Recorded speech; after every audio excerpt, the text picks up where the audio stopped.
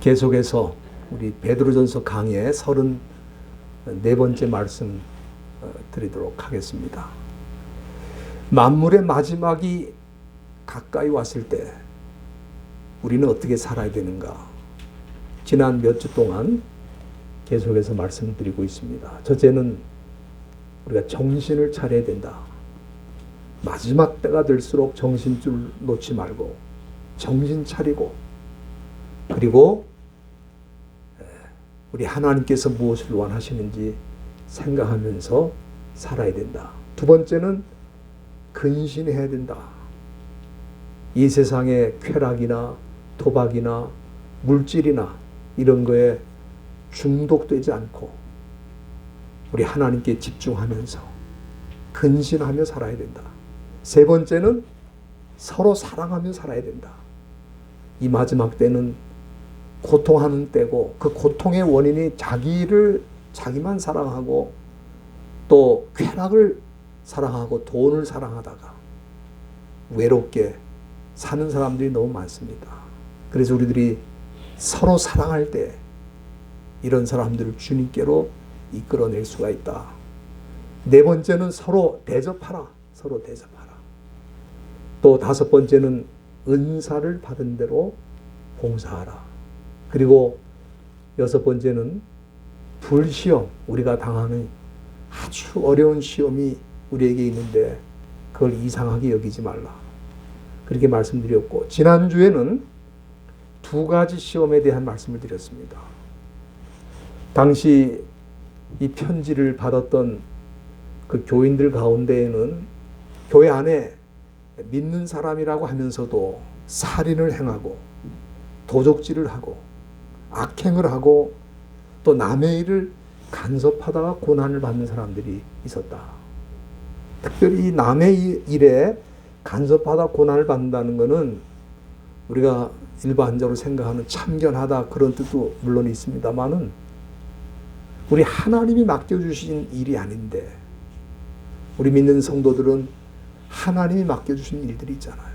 그런데 그런 일은 팽개치고 세상에 하나님이 맡겨주지 않는 일에 관여하다가 고난을 당하는 걸 말합니다. 그렇게 고난을 당하는 사람들이 있고, 또 그런가 하면은 교회 안에는 하나님의 뜻을 따라 선을 행하다가 고난을 받는 자들도 있다. 많은 분들이 휴거를 생각합니다. 이 세상에 대환란이 찾아올 때 우리 믿는 사람들은 공중으로 끌어올려가서 대환란을 피하게 된다. 그런 생각을 하는 분들이 많은데, 그러면 좋겠죠. 그러나 우리 하나님은 믿는 자들도 고난을 다 통과하도록 합니다. 우리가 그걸 놓쳐서는 안 됩니다. 그럼 왜 그렇게 하시는가? 하나님이 알곡과 쭉정이를 골라내는 거라고 그랬어요. 그래서 4장 18절에 보면은 경건치 아니한 자와 죄인이 어디 서겠느냐 그랬어요. 그런 환난이 다가올 때 경건치 아니한 사람, 죄인은 견딜 수가 없죠. 설 자리가 없습니다. 그러나 저와 여러분들은 그 환난을 통과할 때, 오늘 우리가 말씀을 보면은 우리 영혼을 미쁘신 조물주께 부탁한다 그랬어요. 우리가 그 고난을 통과해 가는 비결은 우리의 힘도 아니고 우리의 능력도 아니고 우리 영혼을 주님 손에 부탁하고, 혹시 우리가 순교하면은 하나님 앞에 가는 것이고, 또 그걸 통과해 가는 중에 주님이 오시면 주님을 맞이하게 되는 것입니다. 그렇기 때문에 저와 여러분들이 앞으로 우리에게 어떤 환난, 이제 이 닥쳐오는 환난, 대환난은 우리 인류가 지금까지 경험한 환난이 아닙니다. 우리 인류가 기근도 경험했고 전쟁도 경험했고 지진도 경험했고 홍수도 경험했고, 요즘은 코로나 같은 이런 대재앙도 우리가 경험을 했습니다. 그러나 이런 정도가 아니라 이 말이에요. 앞으로 다가올 환난은. 그래서 우리가 우리 영혼을 하나님 손에 부탁하고 하나님 불러가시면 우리는 하나님 앞에 가는 것이고, 그 환난을 잘 통과해서 주님 다시 오실 때까지 살아있으면 살아서 주님을 맞이하게 된다. 이것이 사도 베드로가 우리에게 교훈해 준 것입니다. 오늘 우리가 읽은 이 본문 말씀은 마지막 때에 하나님의 일을 맡은 사역자들, 교회의 일을 맡은 하나님의 일꾼들은 어떻게 살아야 되는가, 어떻게 교회를 섬겨야 되는가 하는 말씀을 주시고 있는데, 우리가 그렇지 않습니까? 일반적으로도 한 나라의 위기가 닥쳐왔을 때 그 나라의 지도자들이 어떻게 그 위기를 극복하는가, 어떤 모습으로 지도자의 역할을 하는가, 이게 대단히 중요하잖아요. 지도자가 바로 서 있을 때 사실은 그 고난이 와도 그 고난을 뚫고 나갈 수 있는 힘이 생기는 거예요. 교회도 마찬가지입니다. 이제 앞으로 이 마지막 때의 교회에 어떤 위기와 어떤 환난이 닥쳐올지 우리는 알 수가 없습니다. 그때에 이 교회 지도자들이 어떤 모습, 어떤 자세로 섬기는가, 이게 대단히 중요하다 하는 것을 오늘 본문이 보여주고 있습니다. 거기 1절 말씀에 보면은 너희 중 장로들에게 권한다 그랬습니다. 여기 장로라고 하는 그 직분이 나와 있는데, 장로는 원래 그 헬라 말로는 프레스부테로스라고 그럽니다. 프레스부테로스. 우리가 장로교회를 영어로 뭐라 그러죠? 프레스비테리안 처치. 프레스비테리안 처치 그러는데, 바로 그 프레스비테리안이 프레스부테로스라고 하는 헬라 말에서 온 거죠. 이 말의 그 뜻은 두 가지입니다. 하나는 나이 많은 사람들, 시니어라고 그러죠. 나이 많은 사람을 프레스부테로스라고 그럽니다. 그 다음에 두 번째는 분별력이 있고 성숙한, 우리가 머추어라고 그러죠. 성숙한, 분별력이 있고 성숙한 사람을 또 프로스부테로스라고 그럽니다. 여기서는 아마 그런 의미로 쓰인 것으로 생각이 됩니다. 그래서 초대교회는 영적인 지도자를 세울 때에 그 사람이 지식이 많다든지 돈이 많다든지 힘이 많은 사람이기 때문에 세운 게 아니고, 영적으로 분별력이 있는 성숙한 사람이기 때문에 지도자를 세웠다 이 말이에요.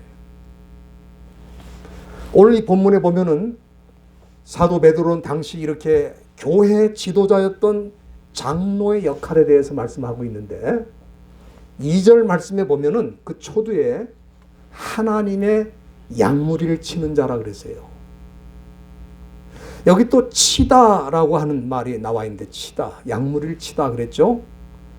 그 에피스코페오라고 그러는데, 여러분들 그 감독교회, 우리 감독교회를 영어로 뭐라 그러는지 아시죠? 에피스코팔 처치라고 그래요. 감독교회를 에피스코팔 처치라고 그러는데, 바로 그 에피스코팔이라고 하는 말이 여기 치다 하는 에피스코페오라고 하는 데서 유래한 겁니다. 그러니까 지금 여기 1절과 2절 두 구절에 장로교회와 감독교회가 다 나오는 겁니다. 그렇죠? 예. 우리 하나님께서 영적인 지도자들에게 하나님의 양무리를 치는 사람으로 세웠다. 이 에피스코페오, 치다라고 하는 원래 그 말의 뜻은 뭐냐 하면은 돌보다는 뜻입니다. 그래서 양무리를 돌본다는 뜻이 더 정확한 의미라고 생각하겠습니다. 근데 여기 보니까 누구를 돌보느냐 그럴 때 하나님의 양무리를 돌본다 그랬어요. 여러분들 하나님의 양무리라고 했기 때문에 이 양들은 누구에 속한 거예요? 하나님에게 속했다 이 말이에요. 하나님이 소유하신 양무리라는 뜻입니다. 그렇기 때문에 그 양무리가 적을지라도 그들은 다 하나님의 소유이기 때문에 소중한 사람들이라는 걸 우리가 생각해야 됩니다.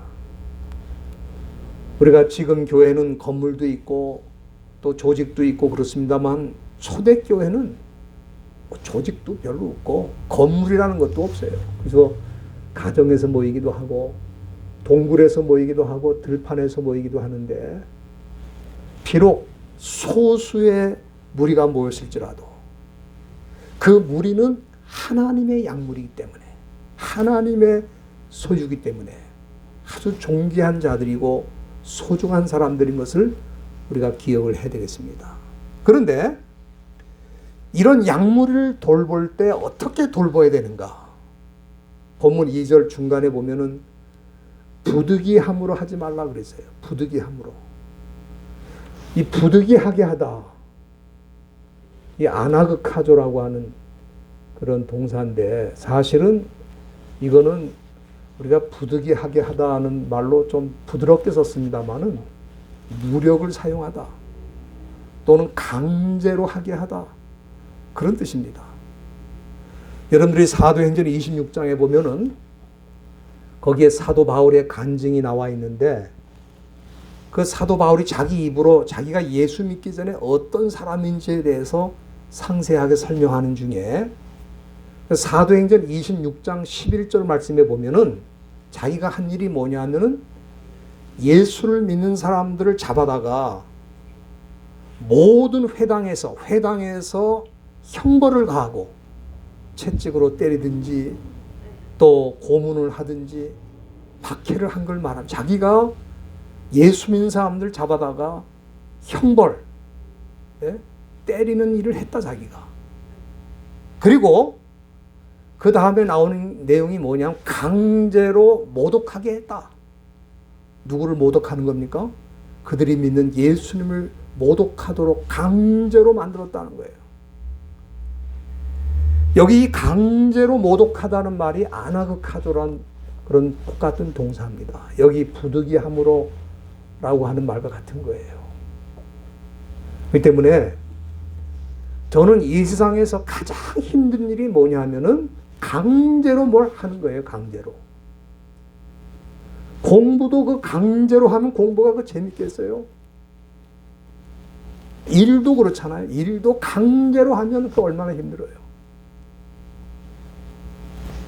그래서 강제 노동시키는 게 이게 가장 그 사람들에게 힘든 일입니다. 지금 북한에 있는 주민들이 강제로 날마다 동원돼 가지고 일을 하는 거예요. 강제로. 그러니 지옥이 따로 없죠. 강제로 하는 것은 어려운 일입니다.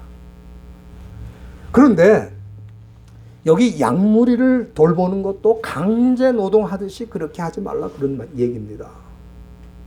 여러분들 사도 베드로가 이 말을 할 때에는 당시 교회 안에 이처럼 강제로 할 수 없어서 양들을 돌보는 지도자들이 있었다는 걸 뜻하는 겁니다. 얼마나 양들이 불쌍하겠어요. 그러니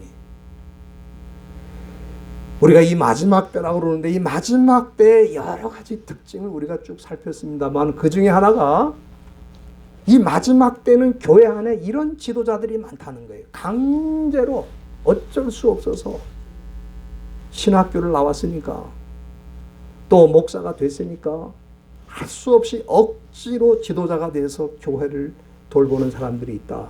그런 얘기입니다. 여러분들 이런 사람들은 교회가 어려워지든지 환란의 시대가 시작된다든지 사탄의 세력이 들어오면은 이런 지도자들은 제일 먼저 도망가는 거예요. 한 나라의 지도자도 나라가 위기에 있을 때 국민들 앞에서 싸우질 않고 도망간다 이 말이에요. 지금 우크라이나의 대통령은 그래도 참 어디 도망 안 가고 끝까지 나라를 지키겠다고 국민들과 함께 하겠다고 지금 그러고 있지 않습니까? 여러분들 사단의 세력이 들어오면은 교회가 환난을 당하면 이렇게 어쩔 수 없어서 강제로 일하는 이런 지도자들은 제일 먼저 도망갑니다. 이거는 제 얘기가 아니고 여러분들이 요한복음 10장 한번 보시길 바랍니다. 요한복음 10장 12절에 보면은 우리 예수님께서 그렇게 말씀하셨어요.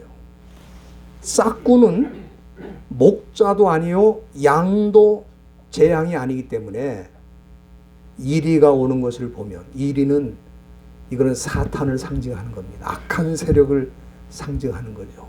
이 악한 세력이 우리 안으로 들어온다는 것은 교회 안으로 들어오는 것을 말씀하는 것입니다. 그럴 때 양을 버리고 달아나나니 이리가 양을 늑탈하고 해친다고 그랬어요.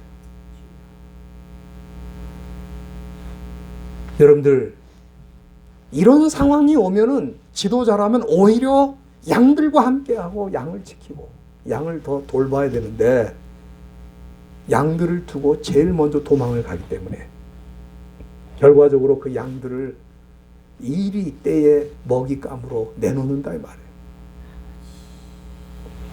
이런 일들이 마지막 때에 일어난다는 것을 사도 베드로가 우리에게 경고해 주는 것입니다. 그렇다면은 양물을 어떻게 돌보는 것이 하나님이 기뻐하시는 방법인가? 오늘 본문 2절 중간에 보면은 오직 하나님의 뜻을 쫓아 자원함으로 한다 그러세요. 여러분들, 제가 여러 차례 말씀을 드렸습니다만 우리 믿는 사람들이 goodness, 선이라고 그럴 때 그 선은 그냥 좋은 일, 무슨 착한 일 이거 아닙니다. 하나님의 뜻을 따르는 것이 선이라고 그랬죠. 우리에게는 하나님의 뜻을 순종하는 것이 최고의 선입니다. 우리 믿는 사람에게 최고의 선은 뭐예요? 하나님의 뜻을 순종하는 거예요.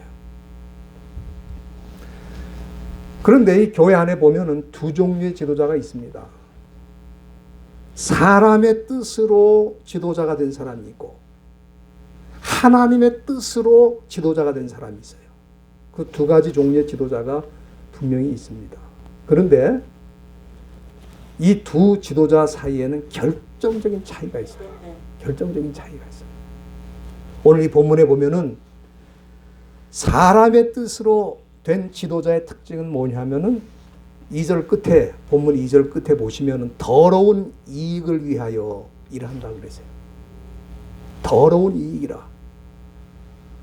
아이스크로 케르테스라고 그러는데 이 아이스크로라는 말은 이게 부끄럽다는 말이고 또 이 케르도스라고 하는 말이 또 거기 합쳐진 거거든요. 케르도스는 이익이라는 뜻입니다.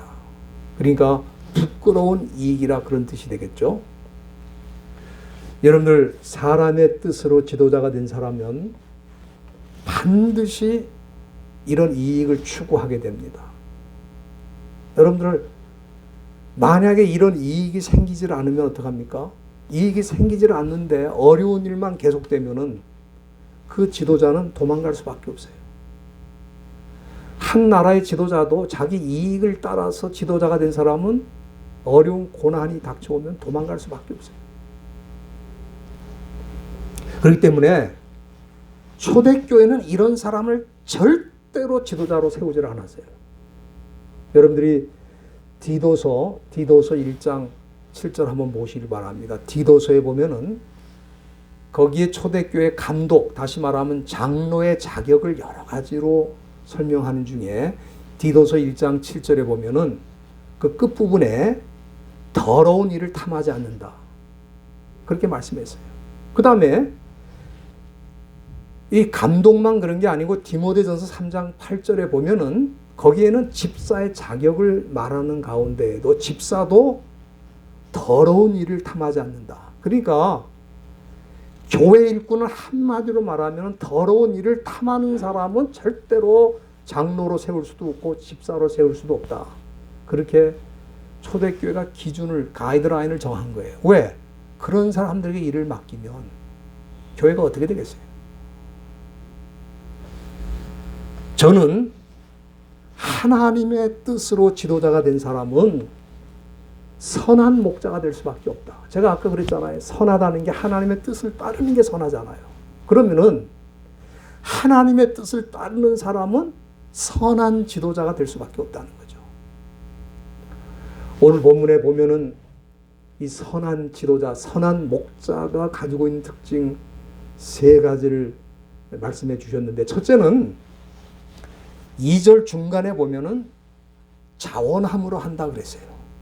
이 자원하다는 말은 헤쿠시오스라는 그런 헬라 말인데, 이 말은 우리가 자유의지라는 말이 있지 않습니까? free will 그러죠. 자유의지라는 말. 우리 하나님께서 인간에게는 돌이나 무슨 나무같이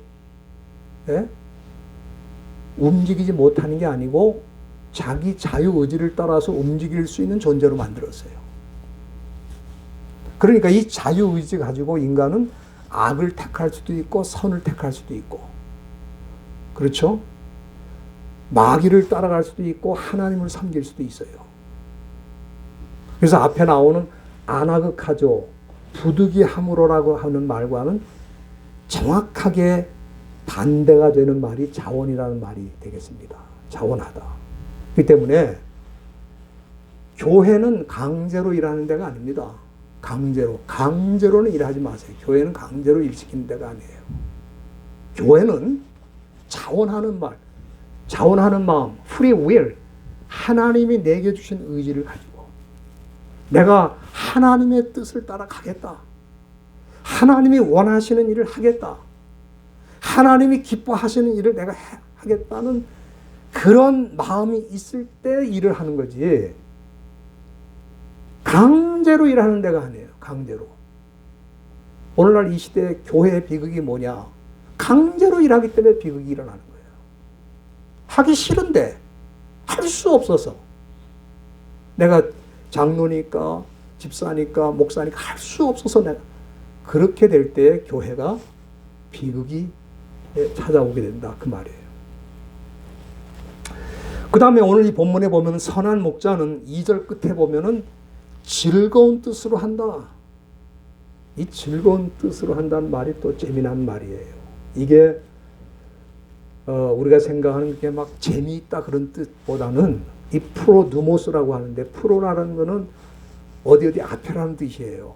두모스는 뭐냐면 이거는 분노라는 뜻도 되고 열정이라는 뜻도 돼요. 그러니까 이 프로두모스, 여기 좋은 뜻이라는 말은 그러니까 분노하는 마음으로 한다는 뜻도 될 수 있고, 또는 패션, 열정으로 한다는 뜻도 됩니다.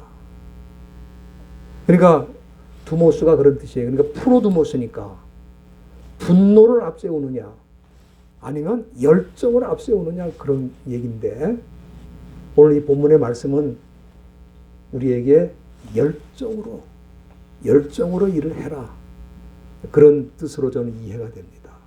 그렇기 때문에 즐거운 뜻이라는 건 뭡니까? 열정적으로 일하는 걸 말하는 거예요. 그 강제하는 사람이 열정적으로 하겠어요?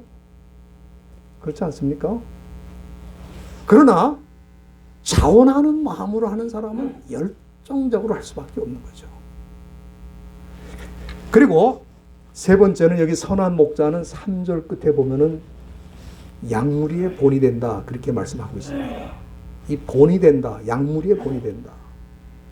그런데 어떻게 본이 되는가 그럴 때 여기 3절 초두에 보면은 주장하는 자세로 하지 말라 그랬어요. 이 주장하는 자세라고 하니까 우리가 일반적으로 생각하는 건 뭡니까? 자기 의견을 강하게 내세우는 사람을 주장한다 그러지 않습니까? 그렇게 하지 말라, 그런 뜻으로 생각하는데 그런 뜻이 아닙니다. 이거는 여기 주장하다는 말은 카타큐리오라고 하는 말, 카타큐리오는 뭐냐면은 주인 노릇한다는 거예요. 주인 노릇한다. 그 문자적인 뜻이 그 뜻입니다. 그러니까 아까 그랬잖아요. 양무리는 누구에게 속했다? 하나님에게 속해 있는데 그 양떼를 마치 자기 소유인 것처럼 생각하고 그렇게 일하지 말라, 그 말이에요. 주인 행세하지 말라, 이 말입니다. 교회 안에 있는 모든 일꾼들, 목사나 장로나 집사나 다 주님의 종들이지 주인이 아닙니다. 다 하나님의 소유를 관리하고 또 섬기는 사람들이에요. 여러분들, 우리가 신약 성경 요한복음 10장 11절에 보면은 우리 선한 목자의 그 본보기가 예수님이신데 저는 예수님이 최초의 선한 목자라고 생각합니다. 그런데 그 선한 목자는 특징이 뭐냐면은 양들을 위해서 목숨을 버린다 그랬어요. 그러니까 양무리의 본이 된다는 것은 사실 자기에게 맡겨준 하나님의 양들을 위해서 목숨을 버리는 걸 말하는 거예요. 그렇기 때문에 목사는 자기의 뜻으로는 될 수가 없는 거예요. 왜? 양들을 위해서 목숨까지 버려야 되는 사명을 맡은 사람인데 그거를 자기 뜻으로 자기가 원한다고 할 수 있겠어요? 그렇지 않습니까? 그래서 우리가 이 세상에서 뭐 세상 일도 그렇지만은 주님의 일은 사실은 뭡니까? 다 하나님의 뜻이 아니면 하나님의 부르심이 아니면 절대로 맡아서는 안 되는 거예요. 왜? 양들을 위해서 목숨을 내놔야 돼요. 저는 이 말씀은 단지 목사에게만 주신 그런 말씀이 아니고 교회나 교회 그 집사나 장로 모든 일꾼이 다 마찬가지입니다. 하나님의 일꾼이 된 사람들은 사람의 뜻으로는 절대로 끝까지 갈 수가 없어요. 그건 분명합니다. 우리가 이 하나님 말씀 읽어보면은 하나님이 주신 사명으로 생각하는 사람들은 끝까지 그 길을 가요. 목숨까지 내놓고 갑니다. 그러나 사람의 뜻으로 된 사람들은 어려움이 생기면 도망갈 수밖에 없어요. 오늘 본문 1절에 보면은 사도 베드로는 자기를 소개할 때 나는 함께 장로된 사람이요 그리스도의 고난의 증인이라 자기를 이렇게 소개하고 있어요. 여기 자기의 소개 이력서가 뭡니까? 자기는 함께 장로된 사람이라는 거예요. 다시 말하면은 하나님이 내게 주신 양무리들을 돌보고 그들을 위해서 목숨을 내놓는 그런 사람이다. 그리고 여기 고난의 증인이라는 것은 자기가 다른 사람들이 고난을 당하는 걸 봤다는 뜻이 아니죠. 예수 그리스도의 십자가의 그 고난의 증인이기도 하고 또 자기가 그 고난의 일꾼으로서 고난을 뚫고 나온 사람이라는 뜻도 되는 것입니다. 여러분들 사도 베드로가 참 예수님 십자가에 달릴 때는 3번씩이나 부인하면서 살기 위해서 몸부림쳤던 사람인데 그가 닭이 우는 소리를 듣고 주님의 말씀이 생각이 나가지고 회개한 다음에는 일생 동안을 주님 나라를 위해서 양떼를 위해서 헌신하고 마지막에는 십자가에 달려 죽을 때 자기는 예수님처럼 바로 달릴 수가 없다 그래서 거꾸로 달려서 십자가에 죽었다는 그런 전설이 있을 만큼 그는 순교의 잔을 마신 사람으로 우리가 알고 있습니다. 그런데 베드로가 이 길을 끝까지 갈 수 있었던 비결이 뭐냐? 오늘 4절 말씀이 보니까 뭐라 그랬어요? 목자장이 나타날 때 우리 목자장은 예수님을 말하는 거거든요. 예수님이 다시 오실 때 시들지 않는 영광의 멸관을 얻을 것이다. 베드로는 자기가 살았을 때 주님이 다시 오실 것으로 생각을 했어요. 그래서 이 고난의 과정을 끝까지 지나가면 주님이 다시 오시고 자기에게 시들지 않는 영광의 멸관을 줄 것이다. 그 소망이 있었던 거예요. 여러분들 이 세상의 영광 아무리 화려하고 아무리 좋아도 시들 때가 있잖아요. 다. 꽃 보세요. 꽃. 지금 봄철이라 꽃이 많이 피는데 순식간에 폈다 순식간에 다 떨어집니다. 그게 세상 영광입니다. 그래서 요한 1서 2장 17절에 보면은 우리가 잘 아는 말씀이죠. 사도 요한이 뭐라 그랬습니까? 이 세상도 그 정욕도 지나간다. 여기 지나간다는 말은 흔적도 안 남긴다 그런 뜻이에요. 흔적도. 이것이 세상 영광의 특징입니다. 그런데 선한 목자의 사명을 감당한 사람에게 주는 면류관은 뭡니까?